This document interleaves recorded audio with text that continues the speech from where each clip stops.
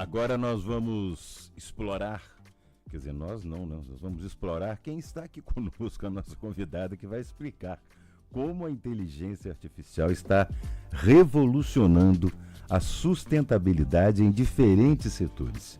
Quem está conosco é a pesquisadora Isabela Rangel Petrosílio, da Casa Firjan, que vai destacar os principais sinais de mudanças, os impactos ambientais, sociais e econômicos do avanço tecnológico. Isabela, é um prazer receber você. Seja bem-vinda. Oi, muito obrigada. O prazer é meu de estar aqui. Muito bom. Eu vou começar, lógico, te perguntando sobre isso, como que a inteligência artificial está transformando esse cenário da sustentabilidade no Brasil e no mundo todo. Então, a inteligência artificial não está transformando só a sustentabilidade, né? É um vetor de mudança que está transformando tudo hoje. Mudando o comportamento. Mudando absolutamente todas as variáveis que a gente tem na sociedade. Então, não tem como pensar em nada hoje sem a gente estar levando a inteligência artificial em conta. Como não tem como pensar em nada, tem também pensar as questões ambientais, que são um tema prioritário aí para o mundo, né? Exatamente. Quais são os principais sinais de mudança que mostram essa conexão entre a inteligência artificial, o meio ambiente e a sociedade? Então, hoje, eu acho que a gente sempre teve uma questão com a tecnologia, que é a questão da caixa preta da tecnologia, que a gente sabe pouco dos bastidores de como as tecnologias funcionam, e isso fica ainda mais nítido com a inteligência artificial. Então, qual é o processador, essa coisa da nuvem também, né? O que é isso? As pessoas falam, isso aí está na nuvem. Mas a nuvem, ela tem uma materialidade, a nuvem ocupa espaço. E essa nuvem está nesses data centers, que são hoje a questão aí central nesses debates sobre sustentabilidade e inteligência artificial. Como que a gente consegue avançar a tecnologia, né, e manter aí uma manutenção dos recursos ambientais. Isso é um grande dilema hoje, vários países estão refletindo sobre isso. Ninguém ainda tem uma resposta definitiva de como que a gente pode caminhar, mas estamos aí avançando em alternativas, né? Como que a gente pode criar data centers que impactam menos o meio ambiente, como que a gente pode pensar em usos variados dessa tecnologia. Você diria que nós estamos numa fase de descobertas? Com certeza, a gente ainda está nos primórdios aí, a gente avançou muito em inteligência artificial, mas ainda o que se espera dos próximos anos é um avanço que a gente não tem ideia, assim, que vai ser um avanço da inteligência artificial em parceria com essa própria tecnologia que nos ajuda, né, a criar coisas novas. Sem dúvida. Você está falando dos data centers, o crescimento dos data centers preocupa ambientalmente, Isabela? Como equilibrar inovação tecnológica e consumo de recursos naturais? Essa é a pergunta de $1 milhão, né, que todos os países estão se fazendo hoje, né? É a questão em ponto, né? Porque até então a gente tem uma coisa de avanço infinito, né? Vamos avançando, vamos crescendo, vamos consumindo, e a gente esquece muitas vezes de pensar que o nosso planeta tem recursos limitados, sem né? dúvida. O espaço é limitado também, então como que a gente avança equilibrando isso? Porque às vezes parece, e a inteligência artificial tem esse convite, né? Vamos crescer, vamos para frente, é tudo muito rápido. E a gente esquece que tem que ter uma manutenção de outras variáveis aí para que isso cresça de uma maneira justa, né, segura, e equacionando também os limites de cada país, como que se pode explorar melhor, como que essa tecnologia pode ser pensada também em prol do meio ambiente. Então você já tem casos hoje interessantes de mapeamento ambiental graças à inteligência artificial. Então a gente está conseguindo avanços que a gente não tinha antes com essa tecnologia, o que é ótimo, mas ao mesmo tempo como que essa tecnologia pode avançar sem ela ser também um vetor negativo para o meio ambiente, né, devido a tanta demanda. Eu vou te fazer uma pergunta que não estava nem aqui no roteiro, Tudo mas bem. você me deu a dica, eu vou te fazer. Eu estava lendo uma matéria agora cedo, que eu chego aqui cedo, costumo ler um monte de coisa, de curiosidade, me informar. Eu estava lendo uma matéria que há uma região que descobriram que as fezes da anta, ela tem uma capacidade de reflorestar, de reproduzir sementes de forma muito mais rápida do que qualquer outro tipo de adubo. O que a inteligência artificial pode contribuir nesse processo, por exemplo, de estudos? Então, a tecnologia da inteligência artificial consegue, em parceria com os humanos, né, ampliar a nossa capacidade de acesso aos dados. Então, você tem já pesquisas, acho que foi uns 2 anos atrás que eu li uma matéria, se não me engano, no The Guardian, falando sobre pesquisadores do Reino Unido que conseguiram avançar no rastreamento de uma determinada floresta, um ambiente assim, graças à inteligência artificial. A gente nunca conseguiria humanamente atingir esse nível de detalhamento, de informação que a gente conseguiu em parceria, né? A coisa da parceria do humano com a máquina também. Não ler a máquina como algo que vai nos suplantar, nos ultrapassar. Porque a inteligência humana está por trás disso tudo. Né? E como que a gente pode, em colaboração, né? Mais um elemento aí nessa dinâmica mutualista que a gente pode construir de mundo, né? É o meio ambiente, são os humanos, são essas máquinas que a gente diz como inteligentes, né? E tudo isso junto, né? Não pensando as coisas em oposição. E eu acho que prova mais uma vez que está diretamente relacionado ao meio ambiente, porque para isso, se esse estudo for desenvolvido, você vai ter que preservar, ter que ir no estudo para preservar as antas. Com certeza. Né? E utilizá-las de forma mais produtiva, vamos dizer assim, né? E agora, sobre os algoritmos, Isabela, de que forma os algoritmos inteligentes estão sendo usados para a regeneração ambiental e soluções práticas em ESG, por exemplo?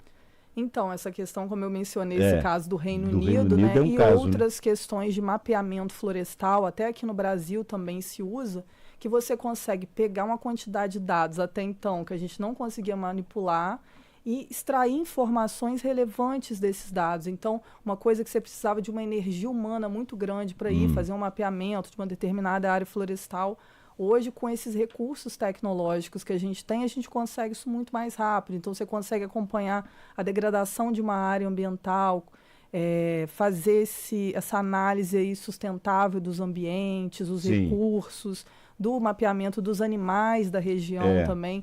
Então, você consegue informações aí também de aviso de incêndio, tem tecnologias sendo desenvolvidas para isso, que é um problema hoje no mundo, em várias regiões, essa questão das queimadas e tudo. Então, você está conseguindo acessar novas camadas de informação sobre o planeta que a gente não tinha antes nessa velocidade, né, nesse refino. E quanto às empresas e profissionais, como que eles podem se preparar para aproveitar essas oportunidades e enfrentar os desafios dessa transformação, digamos, digital sustentável?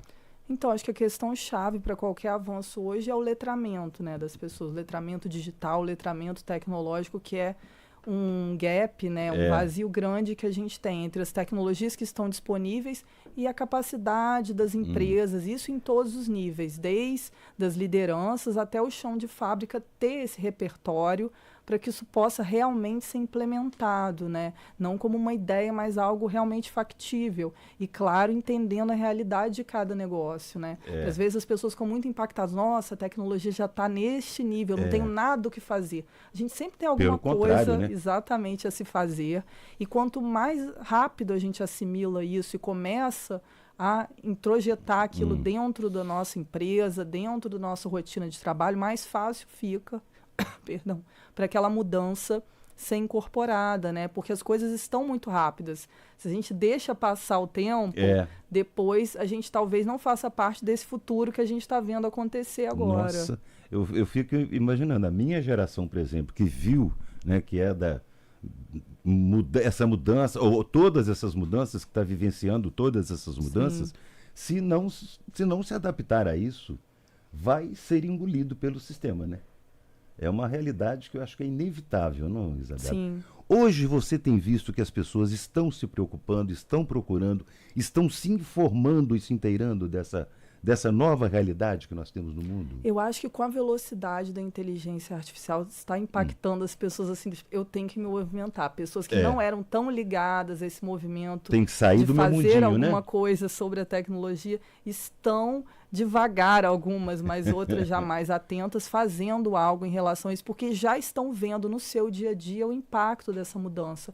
Porque foi uma tecnologia. Claro, a inteligência artificial já tem muitos anos aí que está sendo desenvolvida, pesquisada, mas são poucos anos que a gente viu isso no nosso cotidiano, né? Principalmente com esses chats, o chat GPT, acho que é um marco nessa popularização dessa tecnologia. Então, tá ali uma coisa que a gente acessa no cotidiano, você vê as pessoas interagindo com aquilo, o impacto daquilo no cotidiano do trabalho e fala, opa, se eu não me movimentar, eu vou ficar muito atrás dessa onda. Vou ser engolido. Vai literalmente ser engolido pela máquina, né? Como alguns temem, né? Mas vai. Eu gostaria que você falasse um pouquinho sobre o Fórum ESG, que você vai participar logo mais no Moinho. Eu vou dar o serviço todo aqui daqui a pouco, mas eu gostaria de ouvir de você um pouquinho.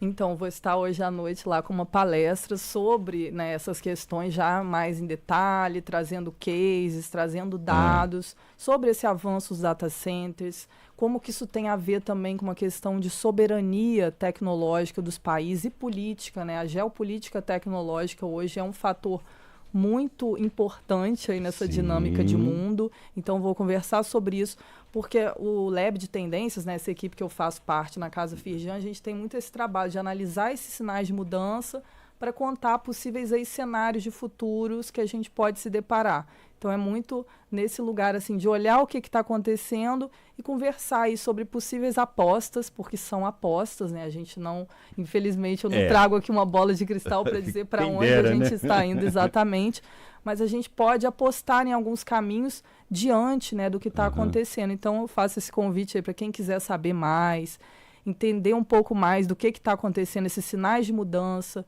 e talvez tirar um ou outro insight disso que a gente está vivendo hoje para mudança no cenário dos negócios e no cenário da vida cotidiana de todo mundo, porque isso é uma tecnologia, né, inteligência artificial, que atravessa a nossa vida em todos os níveis. Tudo, em tudo. Você vê a medicina, por exemplo, que tem de avanço na medicina. Nossa, a área da saúde, graças à inteligência artificial. É uma área central de mudança. Eu trago os médicos aqui, às vezes, e o que eles contam, você fica... Não é possível que é um outro mundo que a gente está se deparando. Pois é. Hoje, nossa, que maravilha. E para quem não está acostumado com esse termo, né, apesar de que as pessoas já estão acostumando com a ESG, né? Que significa ambiental, social e governança, né, Isabela? Isso. É isso mesmo? Isso. Não estou errado não, né? Bom, esse fórum vai acontecer logo mais lá no Moinho, tá? Fórum ESG Juiz de Fora, 2ª edição. E o tema que a Isabela vai abordar é exatamente esse, né, como a inteligência artificial está redesenhando os caminhos da sustentabilidade. Não é isso? Isso aí. Hoje, a partir das 19 horas até as 21h30, lá no Moinho, no Espaço Conectar, no 5º andar. E você deve estar te perguntando, né? Quanto paga para assistir? Nada. De graça, galera, gratuito, não perca essa oportunidade, né? Eu acho que o nosso papo aqui já foi uma entradazinha para você se sentir mais curioso e lá saber um pouco mais e conhecer mais sobre isso. Isabela, eu quero agradecer imensamente a sua participação, um prazer enorme ter você aqui. Foi excelente o nosso papo, adorei, aprendi muito. Eu que te agradeço. Obrigado. E espero todo mundo lá hoje à noite para a gente continuar essa conversa. Isso aí. Abração para você, obrigado. Valeu.